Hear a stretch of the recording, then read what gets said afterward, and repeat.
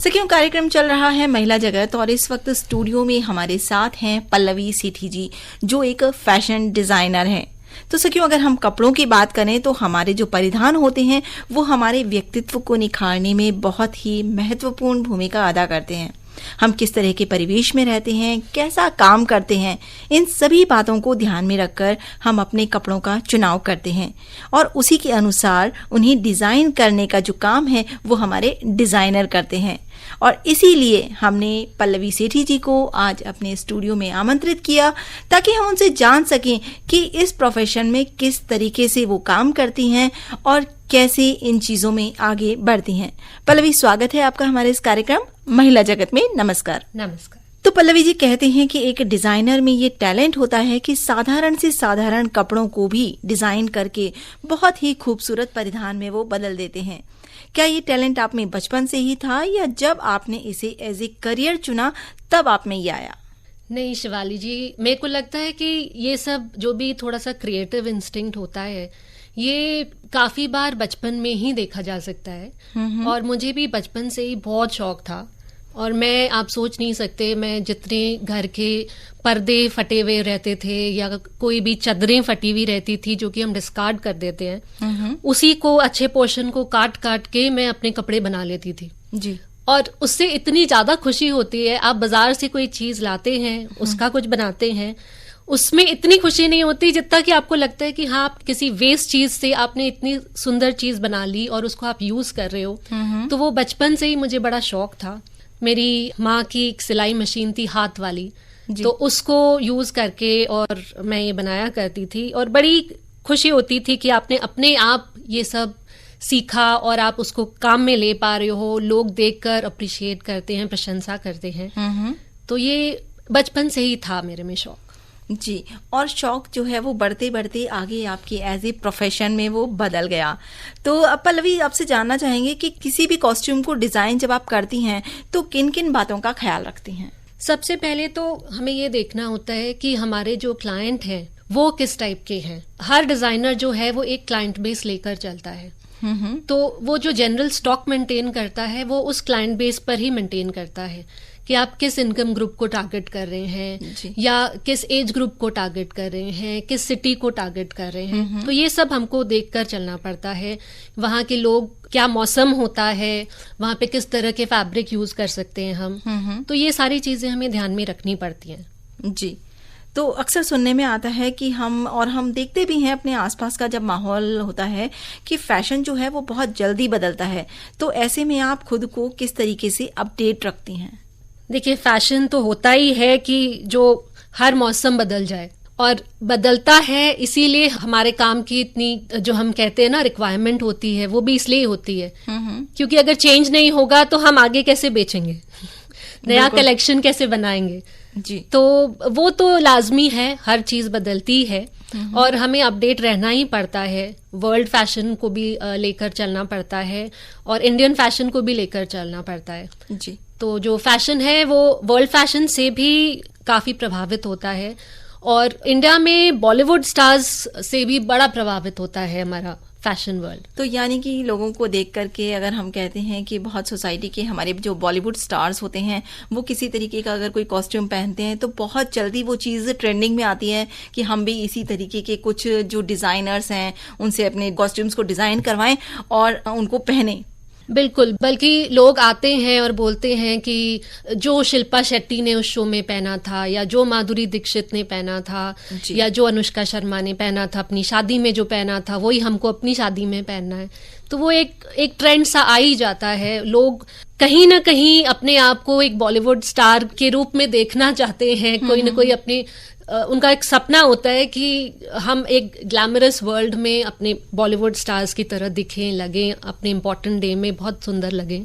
अच्छा, काम का और कपड़ों में क्या संबंध आप देखती हैं कि अगर हम वर्किंग प्लेस की बात करते हैं कि जो महिलाएं हैं वो ऑफिस जाती हैं, वो किस तरीके के परिधान हैं जो फैशन के अनुरूप भी पहने और उन्हें कंफर्टेबल भी हों, तो किस तरीके से इन चीजों को सामंजस्य करके चलती हैं आप? ये बड़ा अच्छा प्रश्न है आपका। आज से अगर हम बात करें 4-5 साल पहले तक की, तो ये डिफ्रेंसिएशन नहीं होता था, स्पेशली महिलाओं में, कि वर्किंग वुमेन है या घर पे रहती हैं, या वो एक जैसा ही करीब करीब होता था, क्योंकि इतनी वर्किंग वुमेन होती नहीं थी।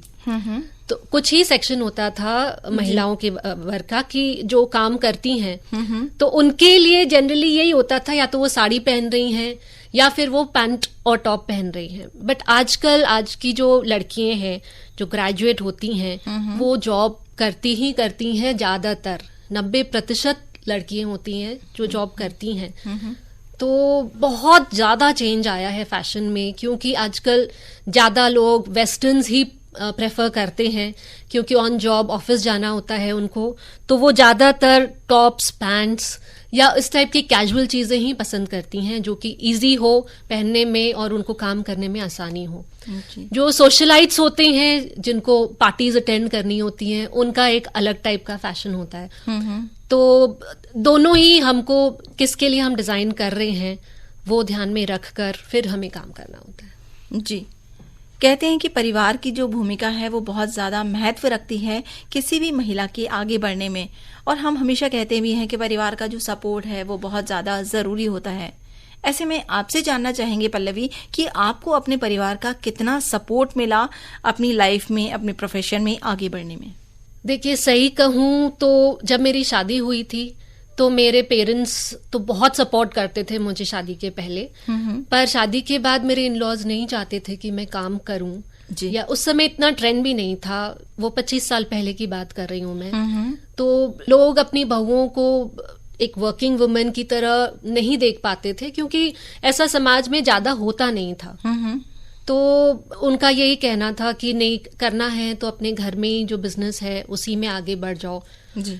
पर मुझे बड़ा शौक था इस काम का और मैं आगे बढ़ना ही चाहती थी, तो मैंने बहुत पेशेंटली वेट किया, कई सालों तक वेट किया। बच्चे हुए, बच्चे बड़े हुए, उनकी जिम्मेदारी से थोड़ी मैं मुक्त हुई कि भाई वो अपने आप को संभाल लें। फिर मैंने धीरे धीरे अपने इन लॉज को और हस्बैंड को कन्विंस किया कि नहीं, अब मेरी जिम्मेदारियां बच्चों के प्रति थोड़ी सी मैं उनके प्रति छोड़ सकती हूँ उनके ऊपर। तो फिर वो मान गए, उन्हें लगा कि नहीं, अब जो टैलेंट है उसको बढ़ावा देना चाहिए, तो वो मान गए और मैं आज यहाँ हूँ आपके सामने। जी, और बिल्कुल हम देख पा रहे हैं कि आज जिस मुकाम पे आप पहुंची हैं, जो कामयाबी आपने हासिल की, वो वास्तव में आपकी मेहनत का, आपके संघर्ष का ही नतीजा है। पल्लवी, बहुत सारी महिलाएं हैं जो आज इस क्षेत्र में आना चाहती हैं, तो क्या इसके लिए उन्हें कोई प्रोफेशनल कोर्स करने की जरूरत है? क्या कहना चाहेंगी कि किस तरीके से वो आगे बढ़ सकती हैं? देखिए, आजकल देखा जाता है कि बहुत सारी महिलाएं, बहुत सारी लड़कियां इस फील्ड में आना चाहती हैं, बट मैं ये कहना चाहती हूँ कि आपको जरूर ये देखना चाहिए कि आपको इस चीज का शौक है कि नहीं, इस चीज की समझ है कि नहीं, और अंदर से एक क्रिएटिव इंस्टिंक्ट है कि नहीं। सिर्फ आप क्योंकि एक फैशन डिजाइनर बनना चाहती हैं इसीलिए न बने। आप में वो टैलेंट हो या उसको सीखने की चाह हो तो ही आप इस फील्ड में जाएं, या कोई भी फील्ड में मैं कहती हूँ तभी जाएं जब आपको बहुत, क्योंकि इतना कंपटीशन है आजकल कि आप इतनी पढ़ती हैं, उसके बारे में लिखती हैं, इतना कोर्स करती हैं, खर्चा करती हैं, पर अगर आप में वो टैलेंट नहीं है तो आप सिर्फ फ्रस्ट्रेटेड होकर रह जाते हैं, क्योंकि इस फील्ड में बहुत से ऐसे लोग हैं जो बहुत टैलेंटेड हैं। तो मैं ये कहना चाहती हूँ कि जो भी फील्ड आप अपने लिए चूज करें वो बहुत सोच समझ के चूज करें, जो आप शौक से करना चाहें और अपनी पूरी उम्र भर करना चाहें। बहुत खूब, यानी कि अगर आप में लगन है, अगर आप कुछ क्रिएटिव करती हैं तो निश्चित रूप से ये जो क्षेत्र है वो आपके लिए बहुत ही अच्छा साबित हो सकता है। लेकिन फिर भी हम आपसे यही कहना चाहेंगे कि अपनी रुचि के अनुसार ही अपने करियर का चुनाव करें।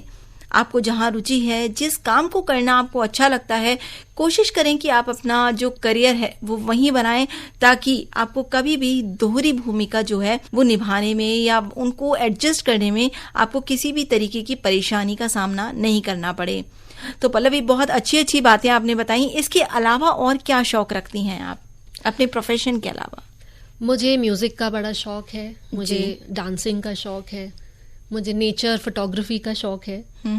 तो मैं ये सब जब भी मुझे फ्री टाइम मिलता है, पेंटिंग है, स्केचिंग है, ये मैं जरूर कोशिश करती हूँ कि जब भी टाइम मिले मैं इनके लिए टाइम जरूर निकालूं। किस तरीके का म्यूजिक सुनना पसंद करती हैं पल्लवी? मुझे ज्यादा सॉफ्ट रोमांटिक गाने पसंद है, या फिर गजलें पसंद है। कोई आपकी पसंद का गीत जो आज आप रेडियो के माध्यम से सुनना चाहें? मेरा सबसे पसंदीदा गीत जो है वो है जब कोई बात बिगड़ जाए। जी, तो पल्लवी आपको सुनवाते हैं आपकी पसंद का ये गीत। तो इस प्यारे से गीत के बाद वास्तव में कहते हैं कि जब कोई बात बिगड़ जाए और साथ देने वाला हो तो वास्तव में राहें आसान हो जाती हैं। तो पल्लवी, बहुत ही प्यारी प्यारी बातें आपने की और वास्तव में जानकारियों से भरी हुई, और हमारी महिलाएं जो भी इस क्षेत्र में आगे बढ़ना चाहती हैं, कुछ करना चाहती हैं, उनके लिए वास्तव में ये बातें फायदेमंद साबित हो सकती हैं। चलते चलते क्या संदेश देना चाहेंगी आप हमारी सुनने वाली सखियों को? मैं यही संदेश देना चाहूंगी कि राहों में जितने भी कांटे हों आपके, उसको ज़रूर आप अपने पेशेंस से दूर कर सकती हैं। आपको बस अपनी हिम्मत जुटा कर रखनी है, अपने हौसले बुलंद रखने हैं। ऐसा कुछ नहीं है जो आप नहीं कर सकती हैं, और समय के साथ कोई ना कोई ऐसी अपॉर्चुनिटी निकल ही आती है जब आपको मौका ज़रूर मिलता है। तो आपको कभी भी आशा नहीं खोनी चाहिए और इंतज़ार करना चाहिए कि कब आपके सितारे बुलंदी को छू जाए। तो पल्लवी सेठी, जो कि एक फेमस फैशन डिजाइनर हैं, आज हमारे साथ स्टूडियो में मौजूद हैं और इतनी बेहतरीन बातें उन्होंने कपड़ों से और अपने इस प्रोफेशन से जुड़ी हुई सभी के साथ साझा की।